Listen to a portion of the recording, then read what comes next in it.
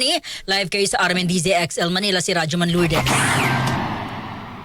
Magandang hapon. Attorney, para ho sa kaalaman at kalinawan ng usapin dito po kay dating Pangulong Duterte at sa ICC, FITO trial, nagdesisyon na po. Ano po ibig sabihin nun? Ano pong ibig sabihin yan sa kaso niya dyan po sa ICC? Ang ibig sabihin lang ay magtutuloy na yung napostpone natin ng September na confirmation of service hearing at okay siya to stand trial. Yung kasi ay posibleng pag-defer, pag-adjourn ng proceedings under the standards of due process and the right of the accused to fair trial. Kailangan ba ang niya ay makapag-meaningful participation. Pits, pakitawagan uli. Attorney, pasensya ka na ha. Tatawagan ka namin uli. Maingay sa background ni attorney. Mas naririnig yung background, no? Kaysa sa kanyang statement. Importante po ito kasi tinutukan po ng buong mundo. Lalo na ho ng mga Filipino community sa iba't ibang panig po ng mundo, etong usapin ni dating Pangulong Duterte sa International Criminal Court. Remember, di ba, sinasabi nga na medyo hindi na raw nakakaalala ng ilang dates, situation ang dating Pangulo. Binabanggit din, bumagsak ng kanyang kalusugan, pero hindi ito pinakinggan ng ICC. Sabi, if ito trial, kaya niyang humarap. Okay, si Attorney Cristina Conti, good afternoon again. Attorney, anong ibig sabihin itong FITO trial sa kasong ito, Attorney? Ibig sabihin, okay siya. Kaya niyang maintindihan kung anong nangyayari sa proceeding at kaya niyang bigyan, itong isang importanteng bahagi, kaya niyang bigyan ng instruction yung abogado niya paano gagawin. Attorney, sa mga nagtatanong, sabi ho kasi ng kanyang kampo, ito ay kanilang iaapila. So, pwede pang magbago kapag inapila? Of course, kapag inapila, pwede paboran sila kasi sila na appeal chamber. Pero ako, confident ako na hindi na ito magbabaliktad dahil nagkaroon ng independent panel of experts. Mga medical experts na nagbigay ng opinion kung ano ang kanyang kalagayan, mentally and even physically.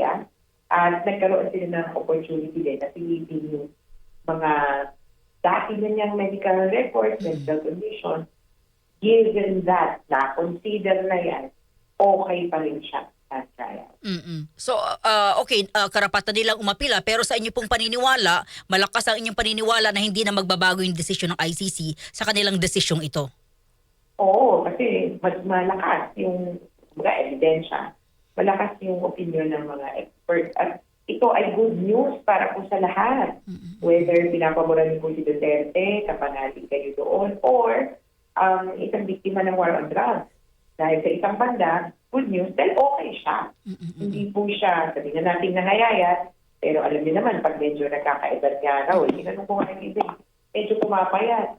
Nanay ko nga, parang bumagsak yung katawan. Pero sabi nga daw, sa ano din yun, sa pagkain, pag naging maselan na, diba, minsan, yung nag-lose yung nila muscle, so muscle mass. So, yung mga hindi, kaya ito pala, para sa matatanda, pag-weightlifting daw kayo, yung po pala ang susi. Para, kapag, yun nga, yung katawan natin, by age, parang may nawawala na dyang, ano ba to, collagen ba? May mananatiling muscle mass. So, payat man siya, pero okay siya. At hindi po siya, kumbaga, kawawa-kawawa doon. At kabilang na naman para sa mga biktima, sabihin, maaaring mag-weigh-daan ito para magsimula ang trial. Okay. Dahil makikintigihan ng akusado. Oo. Ano ho ba yung mangyayari? Ano po ba itong confirmation of charges? Ito yung, so last year pa to eh. Opo. Ang pagdetermina, pag-alam, ano ba talaga yung sinawag na charges o kaso natin. Sa ngayon, may proposal yung prosecution that 3 counts of crimes against humanity in the act of murder and attempted murder. Nga lang, pwede yung lumawi, depende kung ano pang act. Pwede kasi yung standard ng crimes against humanity, pwede imprisonment, pwede persecution, mga ganon, and other inhumane acts. Pagkakataon nito para sabihin ng defense na ay hindi naman kasama dapat ang attempted murder o kaya itong mga insidente Kasi may 49 incidents na nilagay yung prosecution. Sabi niya, hindi lang limitado dito. Ang ano dyan, pwedeng i-contest ng defense, hindi dapat kasama ito. Importante ito kasi sa trial, ang patutunayan mo, yung charges. Kumbaga, ililimitahan na natin yung pag-uusapan. Okay. Ano po ang reaksyon naman ng inyo pong mga kliyente, ng mga pamilya ho, ng mga nasawi dito po sa War on Drugs, attorney?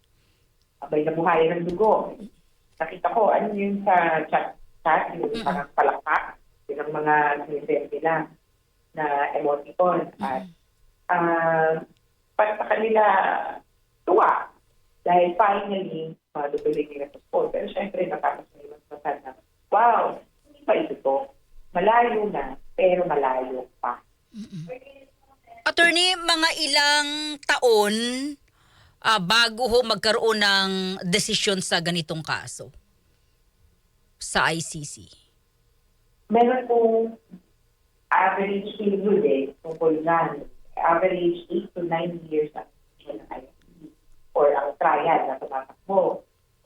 Pero, ang pinakamatagal, syempre, kung average yan, pinakamatagal, 10. Pero recently, yung mga hearing, 3 na lang.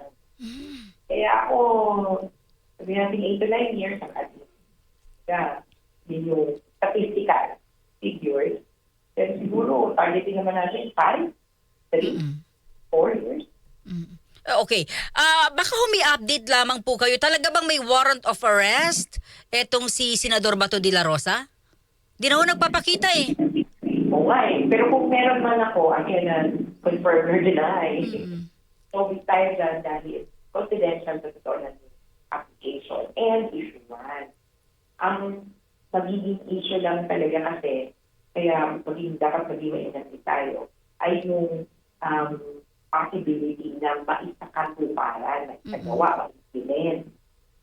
Isang bahagi yung confidentiality ng options mo para masiguro ma-arrest mo talaga. Kapag na nangyari kay Duterte, hindi na lang, pero nahuli.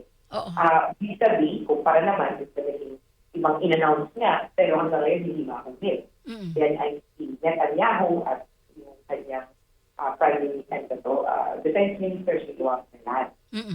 Okay. Attorney, maraming salamat. Ano pong mensahe po ninyo sa ating mga tagapakinig, Attorney? Good news, sabi ko nga, para sa lahat. Kaya sana naman po, kapit-kapit tayo na antabayanan itong trial. Pinaka-importante para sa amin, at siguro kahit sino pa man, na malaman na yung katotohanan. Sa ngayon, isip po tayo dun sa parang jurisdiction o yung surahan na yung pag sinabi natin biktima ng war on drugs, wala po yan sa kasaysayan o wala yung official record.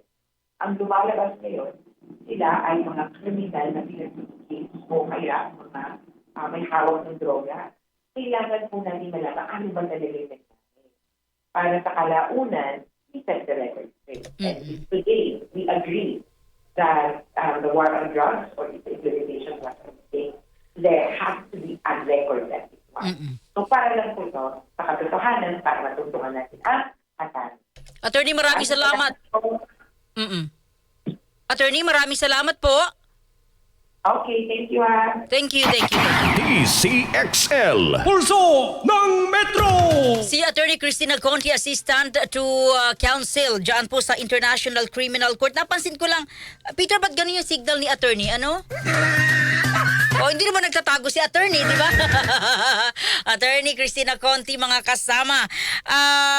Kahapon nag-decide yung ICC sa isang kwarto. Diyan po, isang chamber diyan po sa ICC na fit to trial. Ibig sabihin malusog, may kakayahan na humarap sa trial, sa mga pagdinig.